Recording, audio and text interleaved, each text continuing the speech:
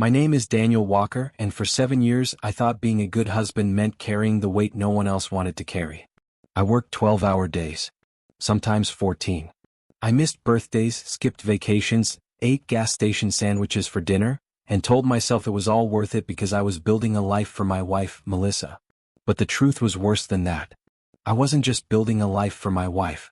I was paying for her entire family. Her father's failed business. Her mother's credit cards. Her brother's emergency loans. Her sister's rent. Every month, money left my account and disappeared into people who smiled at me during holidays and called me family only when they needed something. And while I was doing all of that, my wife was cheating on me. The first debt came 2 years after our wedding. Melissa's father, Ray, owned a small home renovation company. At least that was what he called it. In reality, he took deposits from clients, started projects he couldn't finish, and borrowed from one person to pay another. One Friday night, Melissa came home crying. She sat on the edge of our bed, still wearing her office blouse, mascara under her eyes. "Dad is in trouble," she whispered. I put down my phone. "What kind of trouble?" She looked at me like the world was ending. "He owes money. A lot. If he doesn't pay it back, he could lose everything." "How much?" She hesitated. That hesitation should have warned me. $48,000. I laughed once because I thought I had heard wrong. 48,000? She started crying harder. "He's embarrassed, Daniel. He didn't want to ask us. Mom is terrified. They might lose the house." I remember sitting there, staring at the floor, doing the math in my head. We had savings. Not enough to casually throw away, but enough to help. That money was supposed to be for our first house. Our future. Our children. But Melissa grabbed my hand and said, "Please? They're my family." And I loved her. So I helped. I drained almost everything we had saved and told myself it was a temporary sacrifice. Ray hugged me the next Sunday and called me the son he never had. Melissa's mother, Diane, cried into my shoulder and said, "God sent you to our family." Her brother Kyle slapped my back and said, "Man, you're a real one." At the time I believed them. I was stupid enough to feel proud.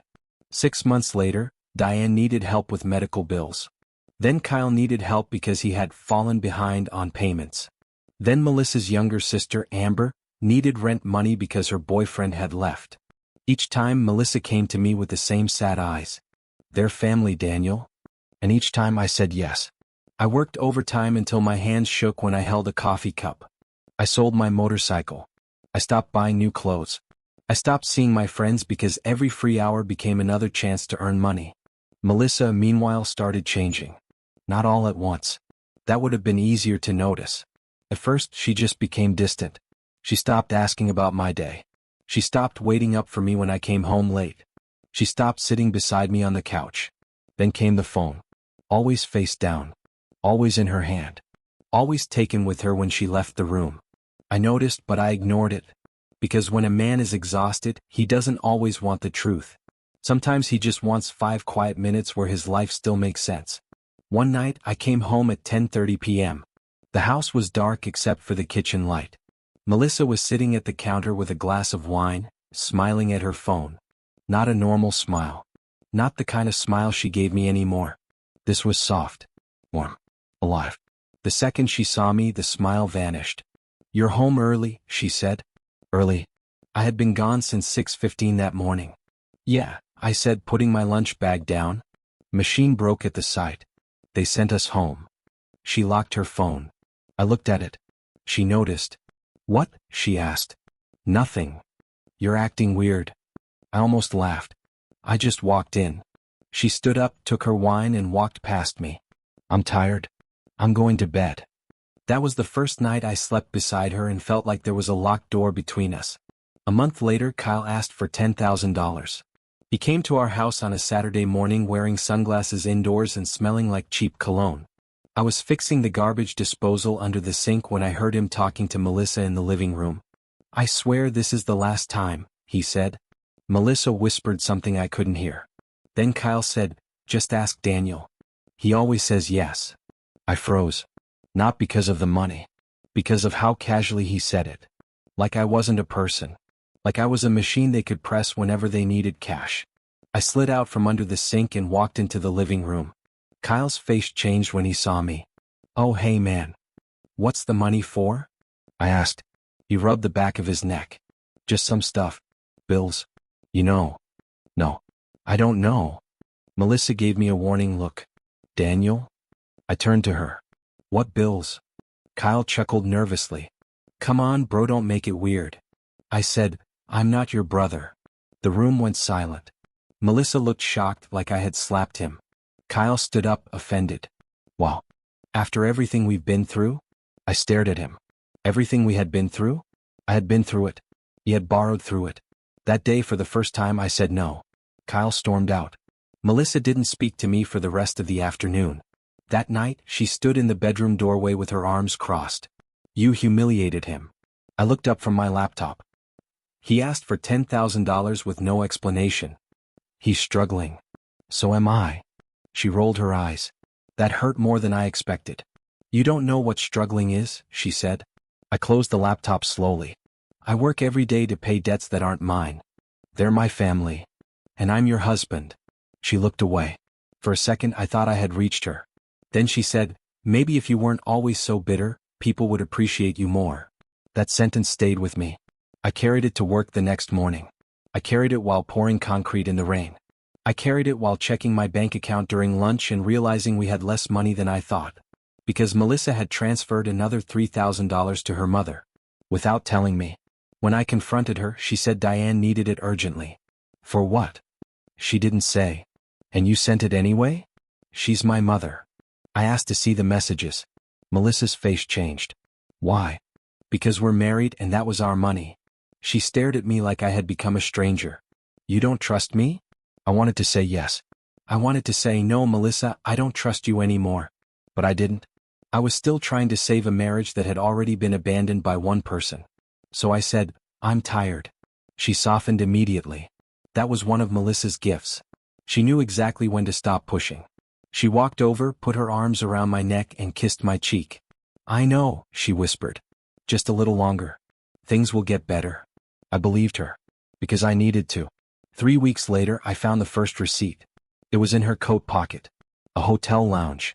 2 drinks. 1 dessert. The timestamp was 8:47 p.m. on a Thursday. That Thursday, Melissa had told me she was at her mother's house helping Diane organize paperwork. I stood in our laundry room holding that receipt for almost a full minute. It wasn't proof of anything. People had drinks. People met friends. People lied for small reasons. But something inside me went cold. I put the receipt back exactly where I found it. That night I watched her. Not obviously. Not like an angry husband. Just quietly. She cooked dinner humming to herself. She checked her phone 3 times in 10 minutes. She laughed at a message but told me it was Amber sending a meme. When she went to shower, her phone stayed on the bathroom counter. Locked. Of course. But a notification appeared. No name. Just a message preview. "Same time tomorrow?" My chest tightened. I picked up the phone. Another message came in. "Miss you already." I put the phone down like it had burned me. When Melissa came out of the shower, I was sitting on the bed. She smiled. "What?" I looked at her. "Who misses you already?" The smile disappeared. "What are you talking about?" "Your phone." Her eyes flashed toward the bathroom. "You went through my phone?" "No." It lit up. She walked past me quickly and grabbed it. "It's nothing." "Who is it?" "A coworker." "What coworker?" "Daniel, I'm not doing this." That sentence told me more than any confession could have. "I'm asking you a simple question. And I'm not going to be interrogated in my own home." "Our home." She laughed under her breath. "Cold. Small. Cruel. Right. The house you never have time to enjoy because you're always working." I stood up. "I'm working because your family keeps needing money." Her face hardened. "Don't bring them into this. They've been in this marriage since the beginning." She didn't answer. Instead, she took her pillow and slept in the guest room. The next morning, she acted like nothing had happened. I didn't. I started paying attention. Not accusing. Not yelling. Just watching. Melissa had late meetings every Tuesday and Thursday. She dressed better on those days. She wore perfume she hadn't worn for me in years.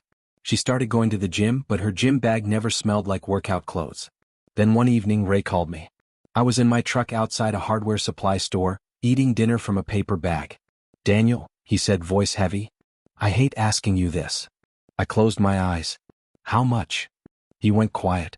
Then he said, 20,000. I laughed. I couldn't help it. Ray, I already gave you almost 50. That was different. How? This is to settle the last part. After this, I swear it's done. I looked out the windshield at the rain sliding down the glass. Does Melissa know you're calling me? He hesitated. Yes. That hesitation again. Always the hesitation. Put her on the phone, I said. She's not here. Where is she? With Diane. I checked the clock. 7:52 p.m. Thursday. I said, Ray, Melissa isn't with Diane. What? Never mind. I hung up.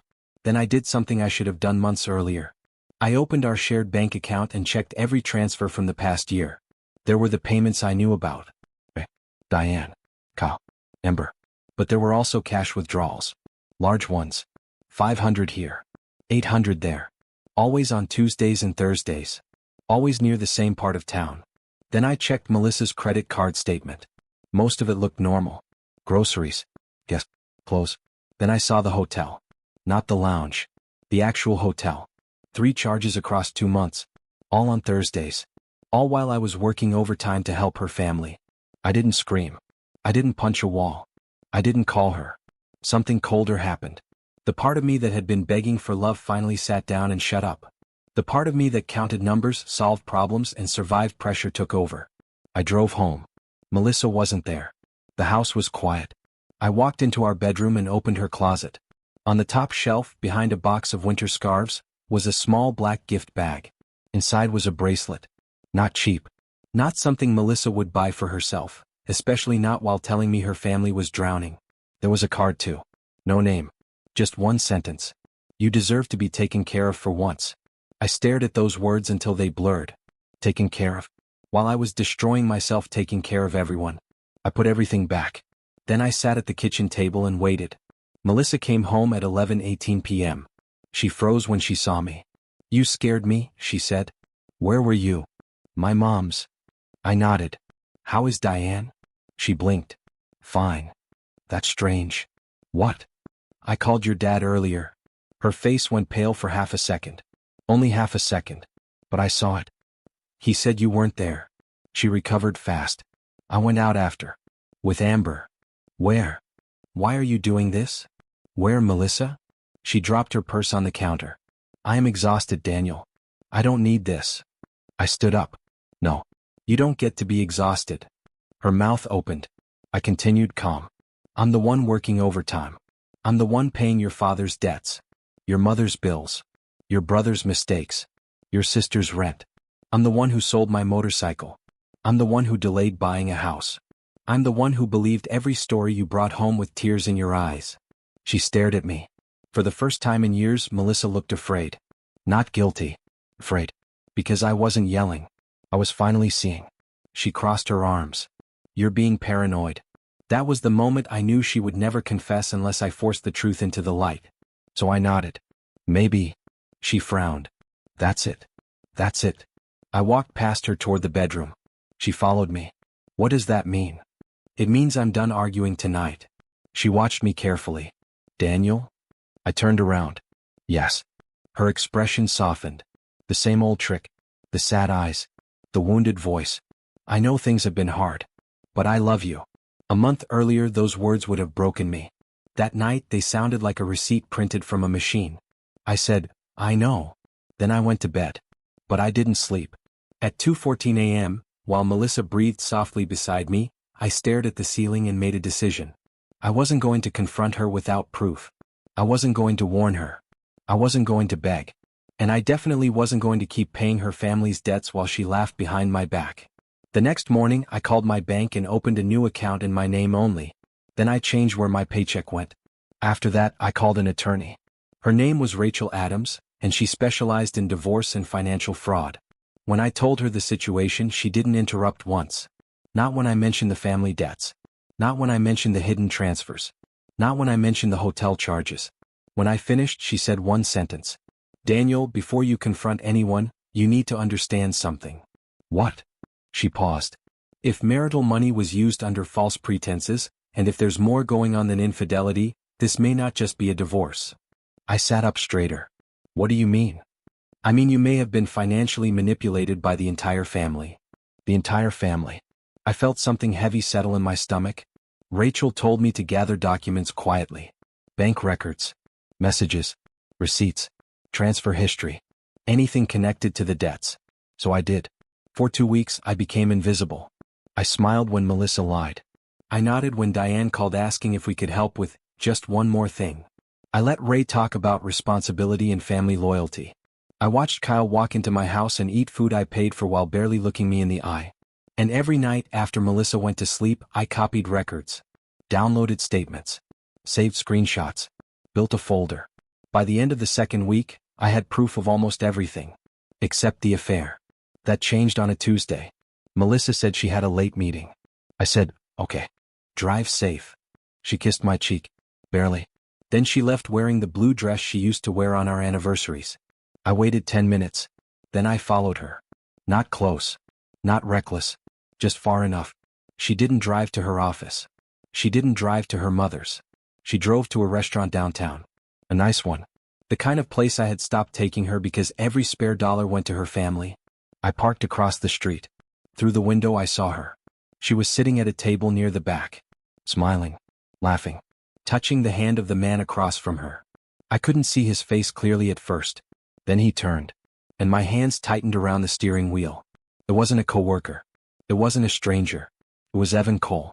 Ray's business partner. The man who had helped create half the debts I had been paying. The man who had sat at my table last Thanksgiving, drinking my whiskey, calling me a good husband. Melissa leaned across the table and kissed him. Not a mistake. Not a moment of weakness. A comfortable kiss. A practiced kiss. A kiss that told me this had been happening for a long time. I took one photo. Then another. My hands were shaking, but not from anger. From clarity. Because suddenly everything made sense. The debts. The withdrawals. The hotel charges. The way Ray hesitated on the phone. The way Diane looked at me with pity sometimes. The way Kyle said, Daniel always says yes. They didn't just know. They were using me. I sat there until Melissa and Evan left together. They walked to his car. He opened the door for her. She laughed and touched his chest. Then they drove away. I didn't follow. I didn't need to. I already had enough. But the next morning Ray called again. Daniel, he said, voice trembling like always. About that 20,000. I looked at the folder on my desk. Bank statements. Receipts. Photos. Hotel charges. Transfers. 7 years of my life turned into evidence. Then I smiled for the first time in weeks. Sure, Ray, I said calmly. Let's talk about it. He exhaled in relief. Thank God. You're a good man. No, I said, looking at the photo of his business partner kissing my wife. I used to be. And that was the moment I stopped being their family. And became the man who was going to destroy every lie they built with my money. Ray thought I was calling to save him. That was the best part. He heard my calm voice and believed the old Daniel was still alive. The tired husband. The loyal son-in-law. The man who always reached into his pocket when Melissa's family cried hard enough. Can you come by tonight? I asked him. Ray paused. Tonight? Yes. Bring Diane, Kyle, and Amber. Melissa too. Is everything okay? I looked at the evidence folder on my desk. No, I said. But it will be. He went quiet for a second. Then his voice softened, fake and grateful. Daniel, I know this family has asked a lot from you. I almost laughed. A lot? They had asked for my money, my time, my peace, my future, and my dignity. And when I handed all of it over, they smiled and asked for more. I just want everyone in one room, I said. Ray cleared his throat. Sure. We'll be there. When I hung up, I called Rachel, my attorney. Are you sure you want to do this tonight? She asked. Yes. Do not threaten anyone. Do not shout. Do not make emotional promises. I won't. Good. Let the documents speak. I looked at the photo of Melissa kissing Evan Cole outside the restaurant. They will. That evening, I came home early for the first time in weeks. Melissa was in the kitchen, scrolling on her phone. When she saw me, she looked annoyed. You're home already? I placed my keys on the counter. Your family is coming over. Her face changed immediately. Why? To talk. About what? I opened the fridge and took out a bottle of water. Money. She relaxed a little. Of course she did. Money was a normal conversation in our house. My money. Their emergencies. Their needs. Their lies. Melissa set her phone down. Did Dad call you? Yes. She sighed. Daniel, I know you're frustrated, but he really needs help this time. This time? You know what I mean. I turned to her. No, Melissa. I don't think I do. She stared at me carefully. For a second I saw fear behind her eyes.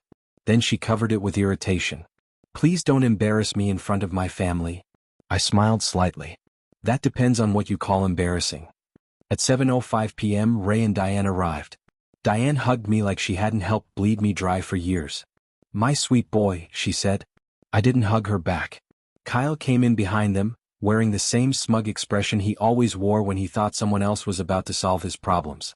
Amber arrived last, quiet and nervous. Melissa stood beside the fireplace, arms crossed. Everyone sat in the living room.